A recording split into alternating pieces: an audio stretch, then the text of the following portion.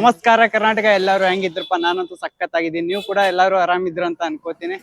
ಇವತ್ತು ನಾವು ನಮ್ಮ ಊರಲ್ಲಿ ಅಂದ್ರೆ ನಮ್ಮ ಬಿಜಾಪುರಲ್ಲಿ 9 ದಿನ ದೇವಿ ಎಲ್ಲ ಕುಂದರ್ಸ್ಯಾರ. ಆ ದೇವಿಗಳು ಯಾವ ರೀತಿ ಕುಂದರ್ಸ್ಯಾರ ಅಂತ ಅದೇ ನೋಡಕ್ ಬಂದೀನಿ.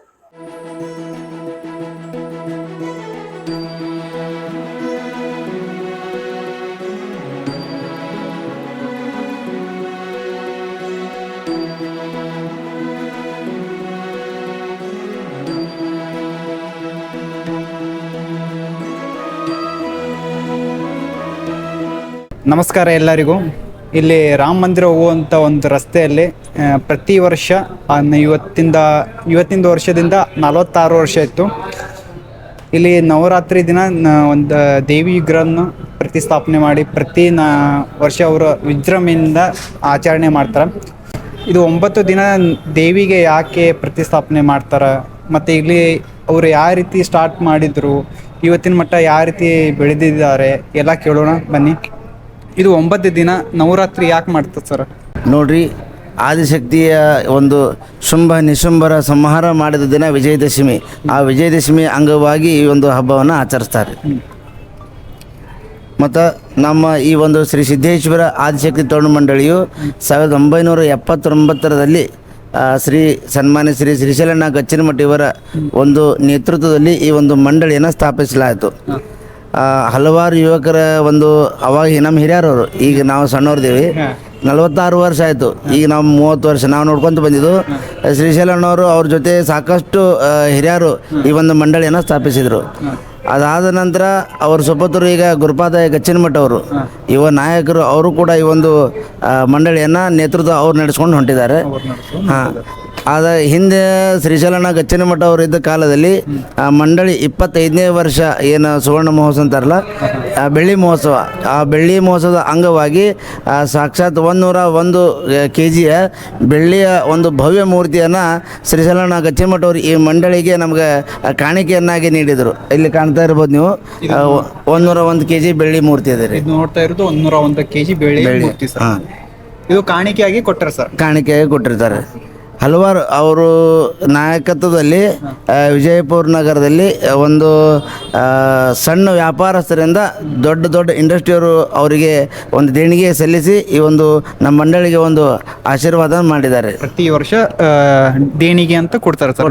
ನಮ್ಮ ಬಿಜಾಪುರ ಜಿಲ್ಲೆದಾಗ ಎಷ್ಟು ಬಿಸ್ನೆಸ್ ಮ್ಯಾನ್, ಸಣ್ಣ ವ್ಯಾಪಾರದವರು ಎಲ್ಲರೂ ಕೊಡ್ತಾರೆ ಸರ್. ಹೌದು, ಎಲ್ಲರೂ ಕೊಡ್ತಾರೆ. ಮತ್ತು ಹಿರಿಯರು ಏನು ಮಾಡ್ಕೊತ ಬಂದಾರೆ ಅಂದ್ರೆ ಕೇವಲ ಎಷ್ಟೇ ಅಲ್ಲದೆ ಹಲವಾರು ಸಾಮಾಜಿಕ ಕಾರ್ಯಕ್ರಮಗಳನ್ನು ಮಾಡ್ಕೊತ ಬಂದಿದ್ದಾರೆ. ಅವಾಗ 1990-95ರಲ್ಲಿ ಇಂಟರ್ನ್ಯಾಷನಲ್ ಸೈಕ್ಲಿಂಗ್ ಸ್ಪರ್ಧೆ ಮತ್ತು ಪ್ರತಿ ವರ್ಷ ಅವಾಗ ಸಾಮೂಹಿಕ ವಿವಾಹಗಳು, ಯಾರು ಬಡವರು ಇರ್ತಾರೆ ಅವ್ರಿಗೆ ಇಲ್ಲಿ ಸಾಮೂಹಿಕ ದೇವಿ ಆಶೀರ್ವಾದದಿಂದ ಸಾಮೂಹಿಕ ವಿವಾಹಗಳನ್ನು ಮಾಡಿಕೊಟ್ಟಿದ್ದಾರೆ. ಸಾಮೂಹಿಕ ಅಂದರೆ ಅವರಿಗೆ ಇಲ್ಲೇ ನಮ್ಮ ಮಂಡಳಿಯಿಂದನೇ ಅವರಿಗೆ ಬಟ್ಟೆ ಬರೆ ಮತ್ತು ಅವ್ರಿಗೆ ಮದುವೆಗೆ ಬಂದಂಥವ್ರಿಗೆ ಎಲ್ಲರಿಗೂ ಮಹಾಪ್ರಸಾದ ಮತ್ತು ಅವರಿಗೆ ತಾಳಿ ಸಾಮಗ್ರಿಗಳು ಇರ್ತಾವಲ್ಲ ಅವನ್ನು ಕೂಡ ನಮ್ಮ ಮಂಡಳಿ ವತಿಯಿಂದ ಸಾಮೂಹಿಕ ವಿವಾಹಗಳನ್ನು ಮಾಡಿದ್ದಾರೆ.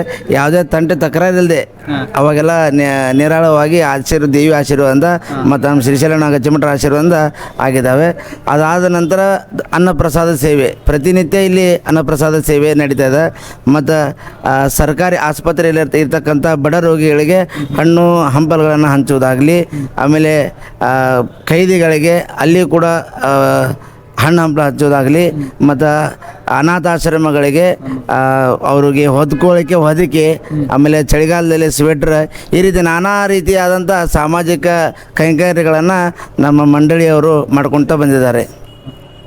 ಪ್ರತಿ ವರ್ಷ ಈ ರೀತಿ ಎಲ್ಲರಿಗೆ ಸಹಾಯ ಮಾಡ್ತಿರೋದು ಸರ್. ಸರ್ಕಾರಿ ದವಾಖಾನೆಗಾಗಲಿ, ಅನಾಥ ಆಶ್ರಮ ಆಗಲಿ, ಎಲ್ಲ ಕಡೆ ಹೋಗಿ ಈ ರೀತಿ ಸಹಾಯ ಮಾಡ್ತೀರಿ ಸರ್. ಅದೇ ರೀತಿ ಈ ವರ್ಷ ಏನೇನು ಹಮ್ಮಿಕೊಂಡಿರಿ ಸರ್ ನೀವು? ಪ್ರಸ್ತುತ ನೋಡ್ರಿ, ಈ ವರ್ಷ ಕಳೆದ ವರ್ಷ ನಾವು ಇಲ್ಲಿ ಪಂಢರಪುರ ವಿಠೋಬಾ ದೇವಾಲಯ ಮಾಡಿದ್ದೀವಿ. ಈ ವರ್ಷ ನಾವು ಜ್ಯೋತಿರ್ಲಿಂಗದಲ್ಲಿ ಒಂದಾದಂಥ ಈ ಉಜ್ಜಯಿನಿ ಮಹಾಕಾಲ ಮಂದಿರ, ಇಲ್ಲಿ ಒಂದು ಅತ್ಯಂತ ಸುಂದರ, ಅಲ್ಲಿ ಮಹಾಕಾಲ ಮಂದಿರ ಯಾವ ರೀತಿ ಇದೆ ಅದೇ ರೀತಿ ಪ್ರಸ್ತುತ ಇಲ್ಲಿ ಕಾಣುವ ರೀತಿ ಇಲ್ಲಿ ನಾವು ಒಂದು ವೇದಿಕೆಯನ್ನು ತಯಾರು ಮಾಡಿದ್ದೇವೆ. ಸಾಯಂಕಾಲ ನೋಡ್ಬೋದು, ಬಹಳ ಚಂದ ವಿದ್ಯುತ್ ಅಲಂಕೃತವಾಗಿ ಇಲ್ಲಿ ನಿರ್ಮಿಸಲಾಗಿದೆ ರೀ. ಸಾಯಂಕಾಲ ಎಷ್ಟು ಗಂಟೆಗೆ ಇರ್ತದೆ ಸರ್ ಮಂಗಳಾರತಿ? ಮಂಗಳಾರತಿ 7 ಗಂಟೆಗೆ ಮಂಗಳಾರತಿ ಆದ ನಂತರ ಎಲ್ಲರಿಗೂ ಬಂದಂಥ ಸದ್ಭಕ್ತರಿಗೂ ಮಹಾಪ್ರಸಾದ ಇರ್ತೈತೆ ರೀ. ಮಹಾಪ್ರಸಾದ. ಈ ವರ್ಷ ನೀವು ಏನೇನು ಹಮ್ಮಿಕೊಂಡಿರಿ ಸರ್? ಈ ವರ್ಷ ಪ್ರತಿ ವರ್ಷ ನೀವು ಅಂದರೆ ಅನಾಥ ಆಶ್ರಮ ಮತ್ತು ಸಿವಿಲ್ ಹಾಸ್ಪಿಟಲ್ ಇಲ್ಲಿ ಹೋಗಿ ನೀವು ಸೇವೆ ಸಲ್ಲಿಸ್ತೀರ ಅಂತ, ಅದೇ ರೀತಿ ಈ ವರ್ಷ ಏನೇನು ಹಮ್ಮಿಕೊಂಡ್ರಿ ಸರ್ ನೀವು? ಈ ವರ್ಷ ನಾವು ನಿನ್ನೆ ತಾನೇ ನೋಡಿದ್ರಿ ವಿಜಯಪುರ ನಗರದಲ್ಲಿ ಒಂದು ಮೆರವಣಿಗೆ ಆಯಿತು. ಇನ್ನು ಇಲ್ಲಿ ದಿನನಿತ್ಯ ಮಹಾಪ್ರಸಾದ ಇರ್ತೈತಿ. ಸೋಮವಾರ ದಿನ 2,000ಕ್ಕೂ ಹೆಚ್ಚಾಗಿ ಸುಮಂಗಲಿಗರೆ ಉಡಿ ತುಂಬೋ ಕಾರ್ಯಕ್ರಮವನ್ನು ಮಾಡೋರಿದ್ದೀವಿ. ಸೋಮವಾರ ದಿನ 29ನೇ ತಾರೀಕಿಗೆ ಸೋಮವಾರ ದಿನ ಟೈಮಿಂಗ್ ಸರ್ ಬೆಳಿಗ್ಗೆ 10 ಗಂಟೆಯಿಂದ ಮಧ್ಯಾಹ್ನ 2-3 ಗಂಟೆವರೆಗೂ ಆಗುತ್ತೆ. 3 ಗಂಟೆವರೆಗೂ ಆಗುತ್ತೆ. ಅದು ಏನು ಇಲ್ಲಿ ಬಂದು ಹೆಸರು ಏನಾದ್ರು ಬರೆಸ್ಬೇಕು? ಏನಿಲ್ಲ ಸರ್, ಇಲ್ಲಿ ನಾರ್ಮಲಿ ಬಂದು ಉಡಿ ತುಂಬಿಸ್ಕೊಂಡು ಹೋಗ್ಬೋದು ಸರ್. ಉಳ್ಕಿ ತಗೊಳ್ಳಿ ರೊಕ್ಕ ತಗೋತಾರೆ, ಇಲ್ಲಿ ನಾವು ಏನು ತಗೊಳ್ರಿ. ನಮ್ಮ ಮಂಡಳಿಯಿಂದ ಯಾವುದೇ ರೀತಿ ರಿಸೀಟು ಮಾಡೋದಿಲ್ಲ, ಏನು ಮಾಡೋದಿಲ್ಲ. ಅದು ಇಲ್ಲಿ ನಮ್ಮಲ್ಲಿ ಜಾತಿ ಭೇದನೂ ಇಲ್ಲ. ಯಾರು ಸಣ್ಣವರಿಂದ ದೊಡ್ಡವರು ಯಾರೇ ಬಂದ್ರು ಎಲ್ಲರಿಗೂ ಒಂದೇ ರೀತಿ ಸಮನಾಗಿ ಅವರಿಗೆ ನಾವು ಉಡಿ ತುಂಬೋ ಕಾರ್ಯಕ್ರಮ ಇರ್ತದೆ. ಯಾರ ಕಡೆಯಿಂದ ನಾವು ಸುಮಂಗಲರ ಕಡೆ ಹಣವನ್ನು ಮತ್ತು ದೇಣಿಗೆನ ತಗೊಳ್ಳೋದಿಲ್ಲ. ನಮ್ಮ ಮಂಡಳಿ ವತಿಯಿಂದನೇ ನಾವು ಉಡಿ ತುಂಬೋ ಕಾರ್ಯಕ್ರಮ ಮಾಡ್ತಿದ್ದೀವಿ. ಬಡವರಲ್ಲಿ ಯಾರೇ ದೊಡ್ಡವರು ಶ್ರೀಮಂತಲ್ಲಿ ಯಾರ ಕಡೆ ರೊಕ್ಕ ತಗೋದು, ಯಾರ ಕಡೆಯಿಂದ ಬಡವರು ಬರಲಿ ಯಾರೇ ಬರಲಿ ರೊಕ್ಕ ತಗೋದು ಯಾರಿಗೆ ಇದು ಸೋಮವಾರ ದಿನ 3 ಗಂಟೆಯಿಂದ ಸ್ಟಾರ್ಟ್ ಆಗಿರುತ್ತೆ ಸರ್. 10ರಿಂದ 3 ಓಕೆ. ಸೋಮವಾರ ದಿನ 10ರಿಂದ 3 ಮಟ್ಟ ಉಡಿ ತುಂಬುವ ಕಾರ್ಯಕ್ರಮ ಇರುತ್ತೆ. 2,000ಕ್ಕಿಂತನೂ ಹೆಚ್ಚು ಸುಮಂಗಲಿ ಹೆಣ್ಮಕ್ಕಳಿಗೆ ಉಡಿ ತುಂಬುವ ಕಾರ್ಯಕ್ರಮವನ್ನು ಸರ್ ಮತ್ತು ಅವ್ರ ಕಮಿಟಿ ಎಲ್ಲರೂ ಮಾಡ್ತಾ ಇದ್ದಾರೆ. ಅವರಿಗೆ ಚಲೋ ಆಗಲಿ ಅಂತ ಹೇಳ್ತೀನಿ. ಇದು 46ನೇ ವರ್ಷ ಇವತ್ತು ಈ ರೀತಿ ಅವ್ರು 46ನೇ ವರ್ಷನಾಗ ಈ ರೀತಿ ಮಾಡ್ತಾ ಇದ್ದಾರೆ. ಮತ್ತು ಜಾಸ್ತಿ ಪ್ರಮಾಣದಲ್ಲಿ ಮಾಡಲಿ ಅಂತ ಆ ತಾಯಿಯ ಆಶೀರ್ವಾದ ಇರಲಿ ಅಂತ ಹೇಳ್ತೀನಿ. ಮತ್ತು ಏನಾದರೂ ಒಂದು ಸಹಯೋಗದ ಒಂದು 2 ಐಟಮ್ ನೋಡಿ ಸರ್. ಸಹಯೋಗದಿಂದ ಏನಿಲ್ಲ, ನಮ್ಮ ಈ ಪ್ರೊಫೆಸರ್ ಸಿದ್ದೇಶ್ವರ ಆಸಕ್ತಿ ತಂಡು ಮಂಡಳಿಯ ವತಿಯಿಂದ ಹಾಗೂ ನಮ್ಮ ಮಂಡಳಿಯ ಸಂಚಾಲಕರಾದ ಶ್ರೀ ಗುರುಪಾದಯ್ಯ ಗಚ್ಚಿನಮಠ ಇವರ ವತಿಯಿಂದ ಸಮಸ್ತ ವಿಜಯಪುರ ನಗರ ಜನತೆಗೆ ವಿಜಯದಶಮಿ ಹಾಗೂ ದಸರಾ ಮಹೋತ್ಸವದ ಹಾರ್ದಿಕ ಶುಭಾಶಯಗಳನ್ನು ತಿಳಿಸ್ತಾ ಇದ್ದೇವೆ. ಈಗ ಹುಬ್ಬಳ್ಳಿ ಬುರ್ಜ್ ಬಲೆ ಪ್ರತಿಸ್ಥಾಪನೆ ಮಾಡಿದಂಥ ಒಂದು ದೇವಿ ವಿಗ್ರಹ ಬಲ್ಲಿ ಬಂದಿದ್ದೀವಿ.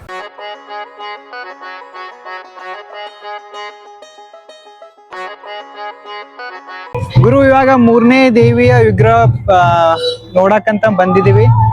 ಈ ದೇವಿ ಶರಾದ್ ಬಜಾರಲ್ಲಿ ಬುತ್ನಾಳ್ ಆಟೋ ಸ್ಟ್ಯಾಂಡ್ ಇದೆ ನೋಡಿ, ಅಲ್ಲೇ ಪ್ರತಿಸ್ಥಾಪನೆ ಮಾಡಿದ್ದಾರೆ. ಬನ್ನಿ ನೋಡೋಣ.